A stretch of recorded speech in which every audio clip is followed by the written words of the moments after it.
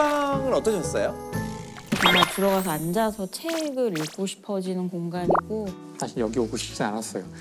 그래서 진짜 아쉽다 하면서 이제 거기 계속 앉아 있고 싶었어요. 날씨가 좋아서 쭉 제주도 자연을 보면서 왔는데요. 지금도 여기 보면 참 좋잖아요. 네, 너무 좋아요. 너무 좋아요. 그런 거를 이제 보면서 저는 떠오른 그 책이 있었어요, 서점에서. 사실 아마 많은 분들이 알고 계실 책이에요. 침묵의 봄. 침묵의 봄.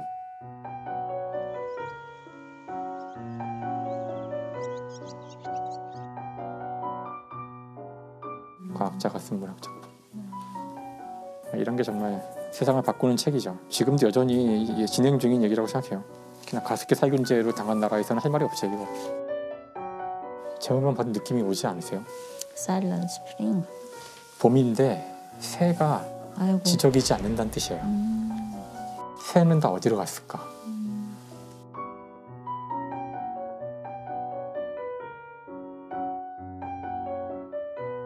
원래 봄은 침묵이 아니잖아요. 그렇죠. 봄은 되게 다이나믹해야 되는데 이 아름다운 느낌보다는 뭔가 좀 불길한 느낌이에요. 네. 이 책에 나오는 이 침묵의 봄은 바로 인간이 그 살충제와 같은 화학 약품을 대량으로 뿌리는 바람에 새와 다른 벌과 이런 나비와 이런 것들이 다 죽어서 조용해진 봄을 나타내는 거예요. 사실 이 당시만 해도 인간이 만들어낸 그런 화학 물질들 이런 거는 정말 위대한 인간의 미래를 보여주는 그런 것들이었고요. 농업에서는 가장 큰 적이 이런 각종 병충해들인데 그것들은 과학기술의 힘으로 다 죽일 수 있는 거예요. 그래서 이제 DDT라는 이제 화학 약품이 있죠. 뿌리기도 하고. 뿌리면 다 죽어요, 벌레들이. 근데 원래 이 DDT라는 이 화학 물질은 개발된 거는 19세기, 그러니까 1870년대예요, 놀랍게도. 근데 이제 그 특성을 잘 모르고 있다가 2차 세계대전이 발발할 때쯤이죠. 사실 독일에서 주로 인간을 죽이기 위한 그 화학전을 하려고 연구한 거예요.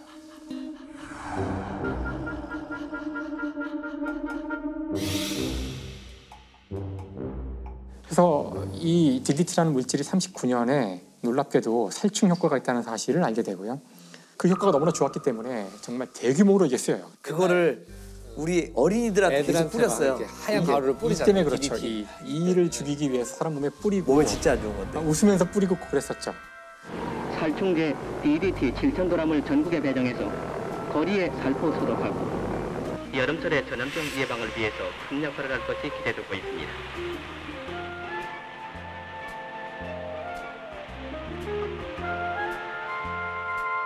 진짜 뭐 어디 가나 쓰였다고 그러는데 살충 효과를 발견한 업적으로 노벨 생리 및 의학상을 받아요. 1948년. 그러니까 당시에는 이 화학약품이야말로 인류를 구원할 물질이었던 거예요. 근데 문제는 이 약품이 벌레만 죽일 줄 알고 막 뿌렸는데 새도 막 죽어나가고 그 새에 농축된 DDT가 새에만 있는 것이 아니라 그걸 먹은 소에 농축이 되고 그거를 뿌리던 사람들이 중독이 되고 처음엔 몰랐으나 점점 농축이 돼서 DDT를 대규모로 사용한 지 한 10여 년이 지나면서부터 사람들이 나가 죽어가기 시작하는 거예요. 이유를 모른 채. 그래서 이제 벌레만 죽이려고 만들어진 약품이었지만 모든 생명체를 죽이게 된 거잖아요. 그래서 이제 이 책이 나온 다음에 화학물질을 마구 뿌리는 것은 안 좋다는, 즉 환경 오염이 문제라는 사실을 깨닫고 72년부터는 DDT 사용을 금지시켜요.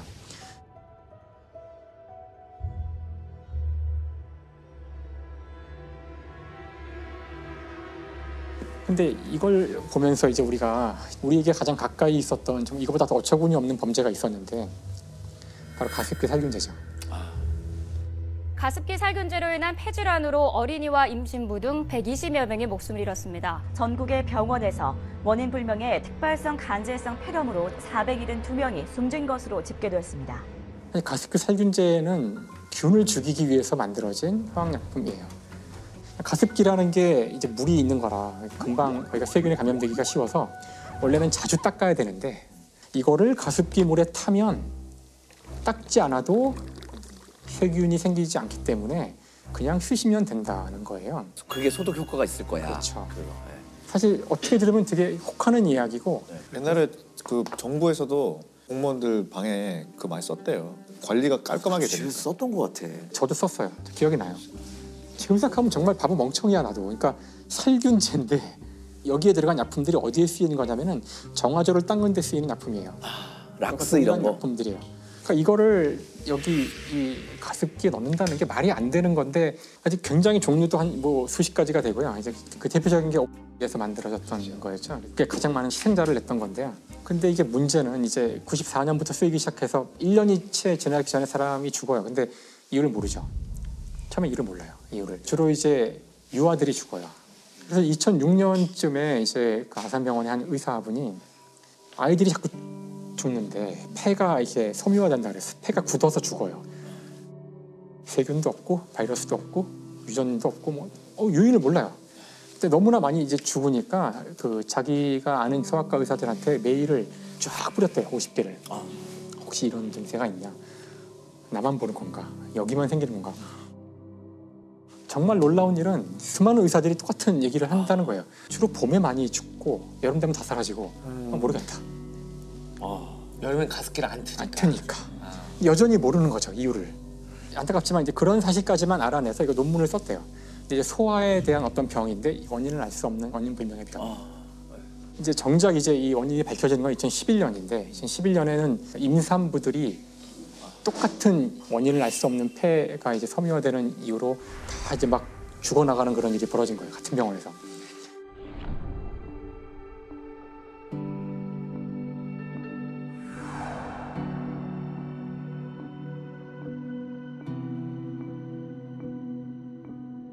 이건 도저히 안 되겠다, 이거는.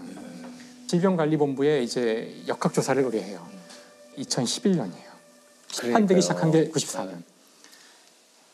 그러니까 무려 17년간 이제 이게 방치된 거죠. 그래서 일단 그 의뢰가 들어가자 몇 개월 만에 딱 답이 나와요.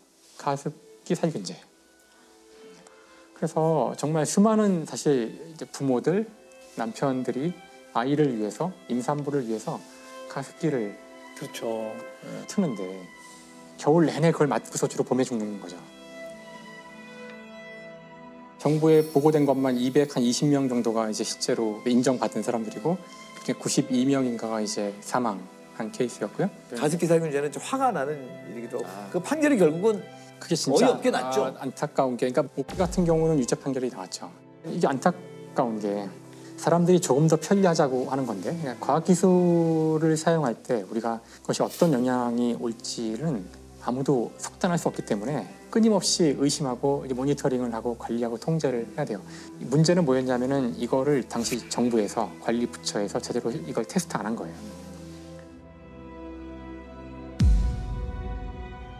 그 기업에서도 이거는 합법적인 정부의 승인을 받은 거라는 식으로 이제 문제가 이제 되는데요. 시간이 많이 지났고요. 그래서 이제 지금 그 증거들을 갖고 있기가 쉽지 않고 이거와 이 원인과 결과 사이에 아무것도 없어야 이제 입증이 쉬운데 그 시간과 공간이 굉장히 길다 보니까 여러 가지 조건들이 막 간섭하잖아요. 그러니까 형사 책임 묻기는 정말 어렵죠. 가습기 살균제 피해자가 67만 명에 이를 거란 예상입니다. 숨진 사람이 14,000명으로 추산된다는. 하지만 사망자 가운데 정부의 인정을 받은 피해자는 10% 정도에 불과합니다. 근데 이게 한 회사가 아니었거든요. 그 올해 초에 이제 판결이 나와서 좀 많은 사람들이 공분을 했던 게 또 다른 회사들이거든요. 그 회사 제품 때문에 피해를 받은 사람들이 소송 걸었던 것들인데 이건 또 이제 1심에서 무죄가 나왔는데 이것도 되게 논란이 많았던 거예요. 옵기에 이어서 두 번째로 많은 가습기 살균제 피해자가 발생한 제품이죠. 이 제품을 썼다가 피해를 봤다고 신고한 이들은 모두 835명, 이 중 12명이 숨졌습니다. 피해자 측 증인으로 참여했던 전문가들은 업체 측에 대해 무죄 판결을 내린 재판부를 정면으로 비판했습니다. 이게 그 과학자들한테 결국은 자문을 맡겨서 보고서를 제출했는데 과학자들이 쓰는 문장이 명확하게 뭐 관계가 있다 없다 이렇게 쓰지 않잖아요. 판결문처럼 쓸 수는 없으니까. 아주 전형적인 과학자들의 어떤 문장들을 쓴 것 같은데 이제 문장을 관계가 없음으로 해석을 한 거고요. 근데 그 결과를 놓고 이제 많은 사람들이 공분을 하는 상황에서 정작 그 조사를 했던 과학자들은 자신의 의도는 그게 아니었다. 관계가 있다는 뜻인데 뭐 그런 또 논란이 있었어요.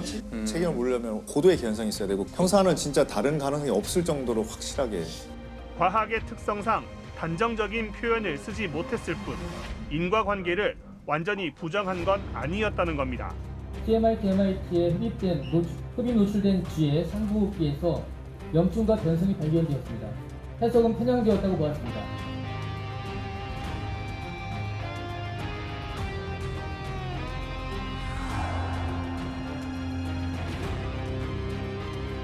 그 이제 서양에서는 1957년에 독일에서 개발한 약이 하나 있었는데 탈리도마이드라는 약이 있었어요.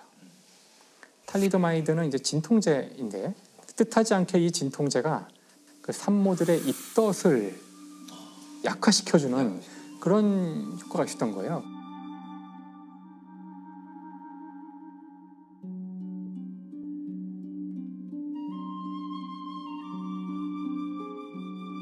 그래서 이제 산모들도 이걸 쓰기 시작하는데 그 약이 태아에게 미칠 영향을 조사해야 되는데 그 조사는 되지 않고 그러니까 진통제에 대한 효과를 조사할 때 문제가 없었으니 뭐 산모가 먹어도 괜찮겠지. 결국은 당시엔 몰랐지만 수많은 산모들이 이 약 때문에 이제 기형아를 낳게 돼요. 처음에는 원인을 모르는 기형이죠, 계속.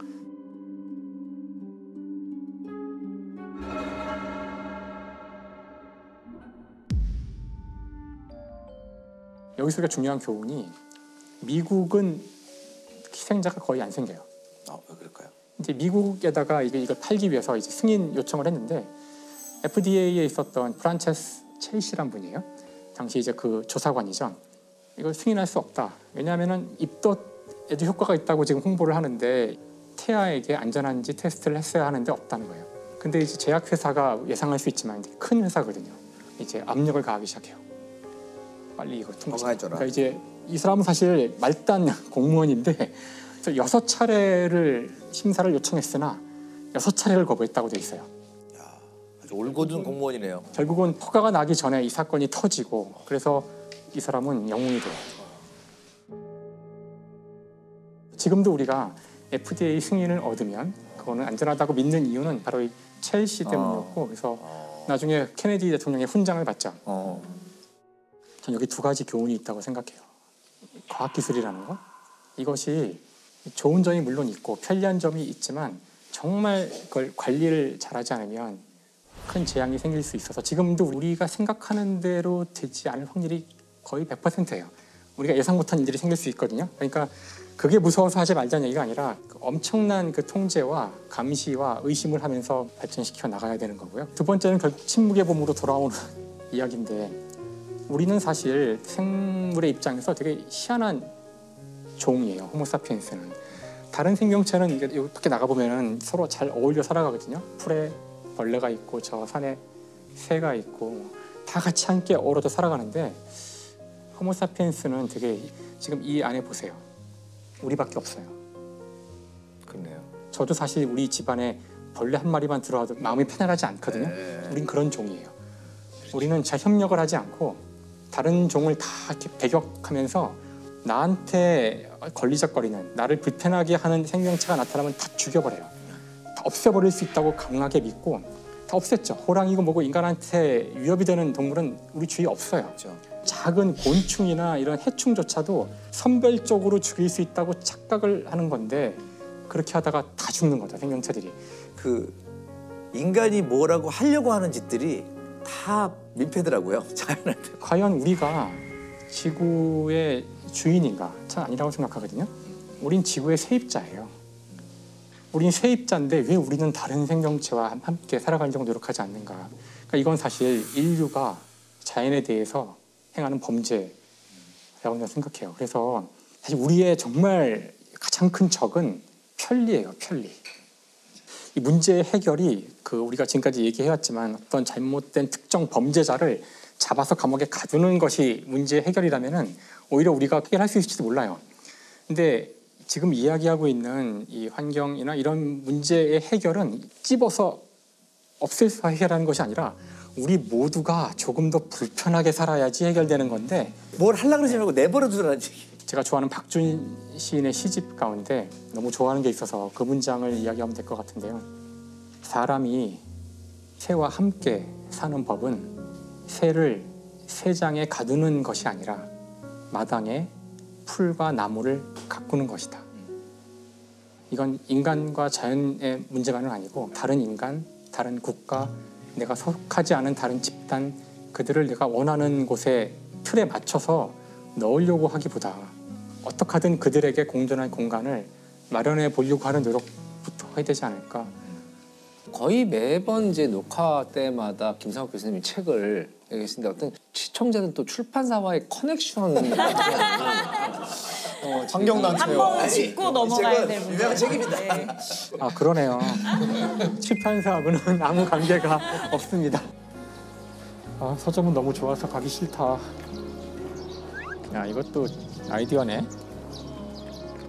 뭔가 물리학적인 뭔가 나타났어요. 이거 재활용해서 만든 바람개비네요.